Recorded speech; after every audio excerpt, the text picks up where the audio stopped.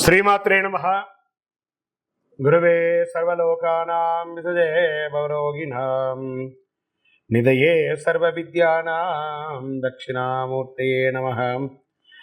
వసుదేవసుతం దేవం కంసచాణూరమర్దనం దేవకీ పరమానందం కృష్ణం వందే జగద్గురుం.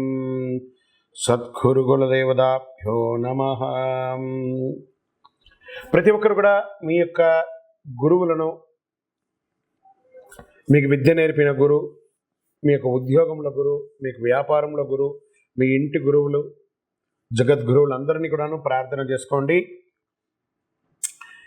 ఈ నెల మనం చెప్పుకోబోయే ఈ యొక్క జాతక ఫలితం అంతా కూడాను గురుగ్రహ స్థాన చలనం, దాన్ని గురు పెయర్చి అంటారు. రానున్న మే 1, 2024 నాడు స్థానం మారుతున్నారు. బృహస్పతి తన యొక్క స్థానం మేషరాశి నుండి వృషభ రాశికి మారుతున్నారు. మే 1వ తేదీ క్రోధినామ సంవత్సర చైత్రమాసం కృష్ణపక్షం శ్రవణ నక్షత్ర బహుళపక్ష అష్టమి మధ్యాహ్నం 1 గంటకు మేషరాశి నుండి వృషభ రాశికి మారుతున్నారు బృహస్పతి. దేవగురువు అయినటువంటి బృహస్పతి గురు భగవానుడు మేషరాశి నుండి అసుర గురువు అయినటువంటి శుక్రుని యొక్క రాశిలోకి మారుతున్నారు వృషభంలో.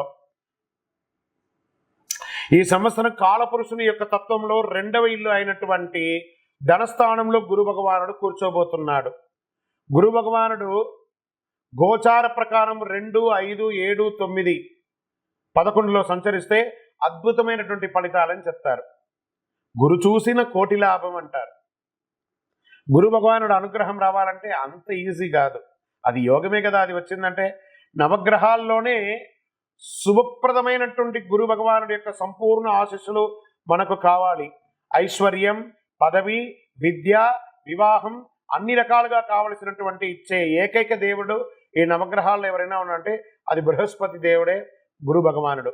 2024 గురు ప్రభావంతో ఈ 3 రాశుల వారికి కొత్త ఏడాది అంతా విశేషమైనటువంటి ప్రయోజనాలు ఉంటాయి. గురువు వృషభ రాశిలో కూర్చొని తన 5వ చూపుతో కన్యా రాశిని చూస్తున్నారు, 7వ చూపుతో వృశ్చిక రాశిని చూస్తున్నారు, 9వ చూపుతో మకర రాశిని చూస్తున్నారు. సో ఈ 3 రాశుల వారికి జాక్పాట్ అని చెప్పచ్చు, ఇంకా జాక్పాట్ అనే చెప్పచ్చు.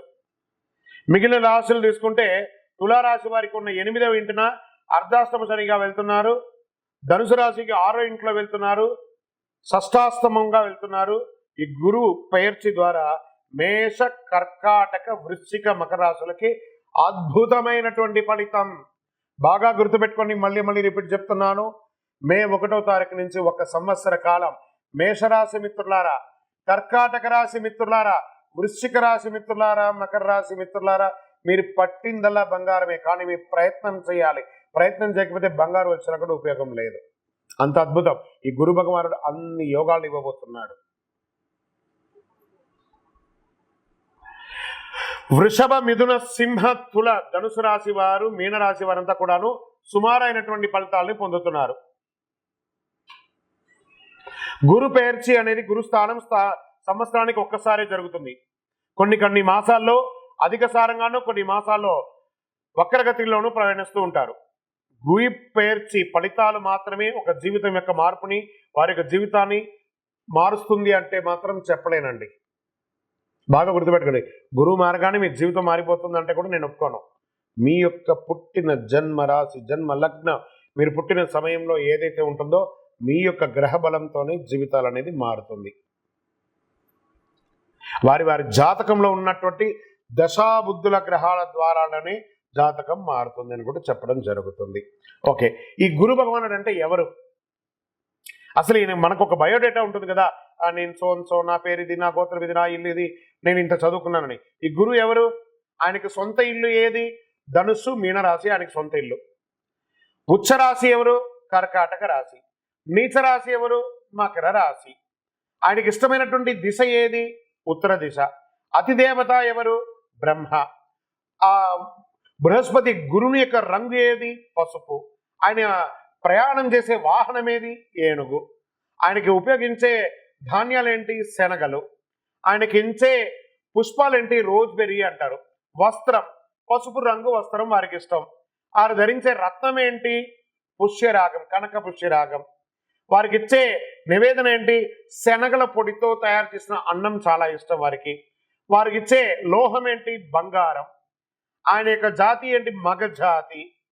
ఆయన యొక్క అవయవం ఏంటి? కండరం ఆయన యొక్క అవయవం. స్నేహపూర్వకమైనటువంటి గ్రహాలు ఈ బృహస్పతికి ఎవరెవరు ఉన్నారు? సూర్యుడు, చంద్రుడు, అంగారకుడు. శత్రుగ్రహాలు ఎవరు? బుధుడు, శుక్రుడు.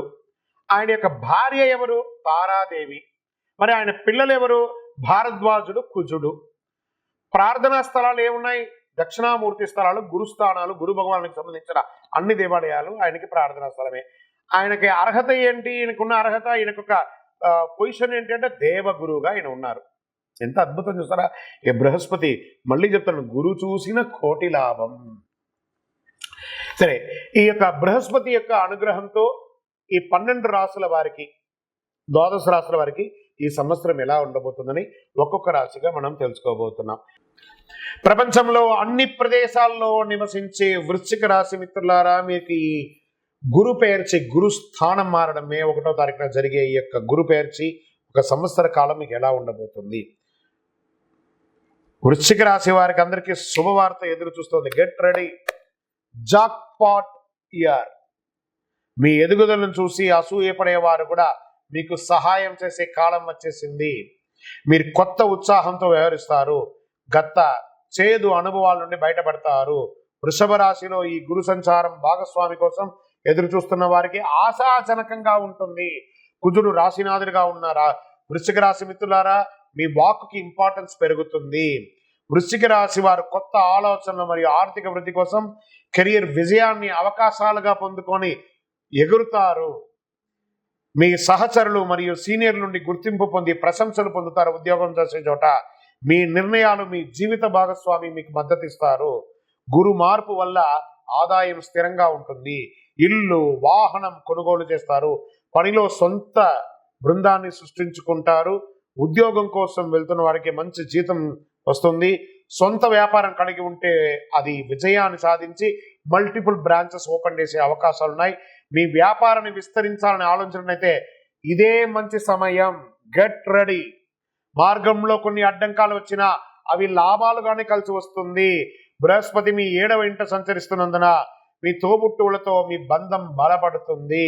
పనిలో మీ సహోద్యోగుల నుండి మీకు పూర్తి మద్దతు లభిస్తుంది. కొత్త వెంచర్లు, కొత్త పెట్టుబడులు ఏదైతే పెడతారో, భూమి మీద పెట్టుబడి పెడతారో అది మల్టిపుల్గా పెరుగుతుంది. మొత్తం మీద ఇది ఆర్థిక వృద్ధి కోసమే, ఆర్థిక లాభాలు విజయానికి దారి తీసే ఒక అద్భుతమైనటువంటి సంవత్సరం. వ్యాపారం చేయడానికి మరియు డబ్బులు సంపాదించడానికి ఇది ఒక గొప్ప సమయం. Don't waste your time. Single డేని వేస్ట్ చేయకండి, ప్రయత్నం చేయండి. విద్యార్థులు చదువులో రాణిస్తారు, వ్యక్తిగత వృత్తి సాధిస్తారు, పోటీ పరీక్షల్లో రాణిస్తారు. మీరు కోరుకున్న యూనివర్సిటీలో చదువుకోవడానికి కోసం ప్రయత్నం చేస్తారు. విద్యార్థులుగా చదువుకున్న వారికి కొత్త ఉద్యోగాలు కూడా రెడీగా ఉన్నాయి. ఆధునిక గృహోపీకరణాలతో మీ ఇంటిని అందం చేసుకుంటారు. పాత ఇల్లు అయితే దాని వాస్తు సవరించుకొని మోడలింగ్ చేసుకుంటారు, లేదా కొత్త ఇల్లు కట్టుకుంటారు, గృహప్రవేశం చేస్తారు, వాహనాలు కొంటారు.